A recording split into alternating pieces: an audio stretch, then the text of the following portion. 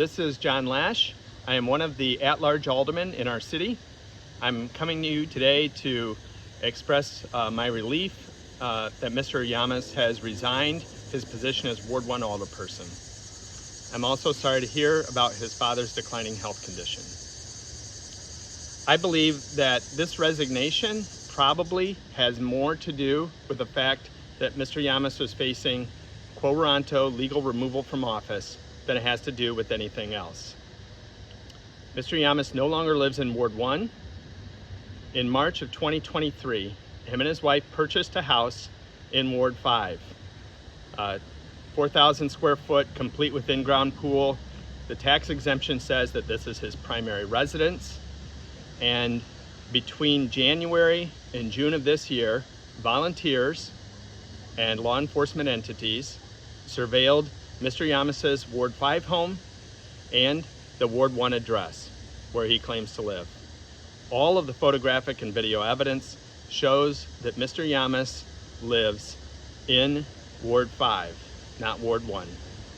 Aurora's municipal code requires that an alderperson live in the ward that they were elected to serve throughout the duration of their term. We approached State's Attorney Jamie Mosser in April 23rd, 2024, and asked her to investigate the situation and to file quo warranto proceedings to remove Mr. Llamas from office because he is no longer eligible to hold that office. It is my understanding that the state's attorney and even the Attorney General was looking into this, conducted an independent investigation, and I'm guessing that their investigation showed the same things that we have uncovered through our volunteer initiatives. Good evening, ladies and gentlemen of the City Council. My name is Raymond Hall. I'm a resident of Ward 1 in Aurora, and I reside at 1075 Joel Avenue.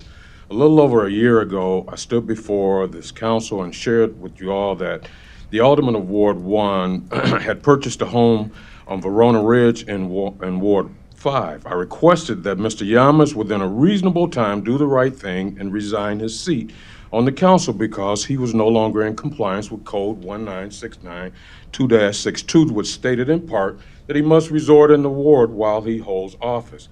Tonight, my first request of the council is to declare the first ward seat vacant in a timely fashion, like immediately, so that the residents of Ward 1 may select a candidate of our choosing to serve the remaining two-year term in 2025.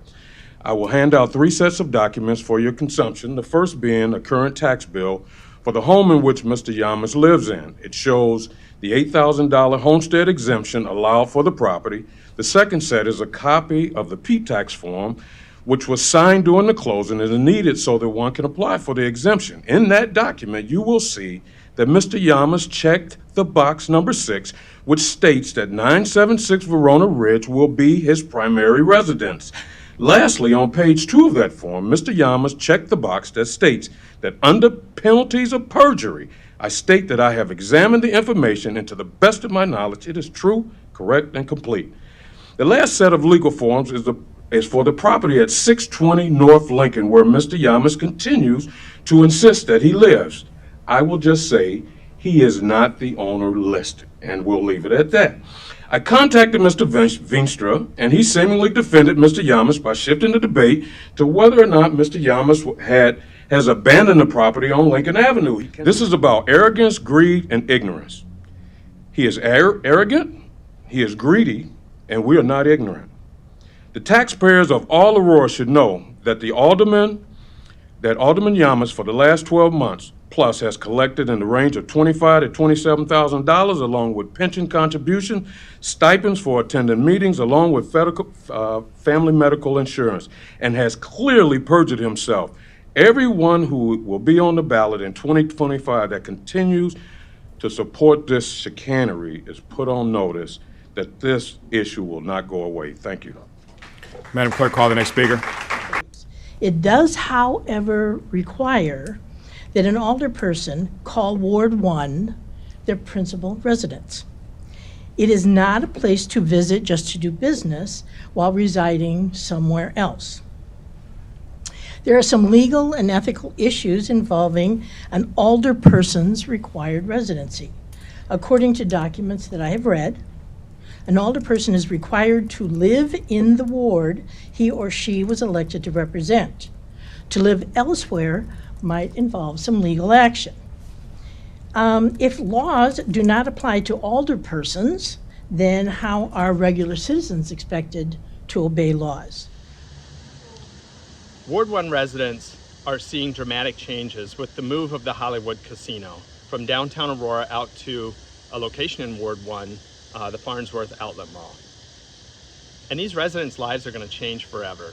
Their property values will probably go down. They'll see increased traffic. They'll see increased congestion. It'll be harder to get across town, harder to get downtown, harder to get to a lot of the facilities that they enjoy. And this is going to change their lives forever. And throughout this time, they have not had an alderperson who lives in the ward who will also be affected by these changes. And that's simply unfair. And so, again, I'm thankful that Mr. Llamas has done the right thing after over a year and a half's time.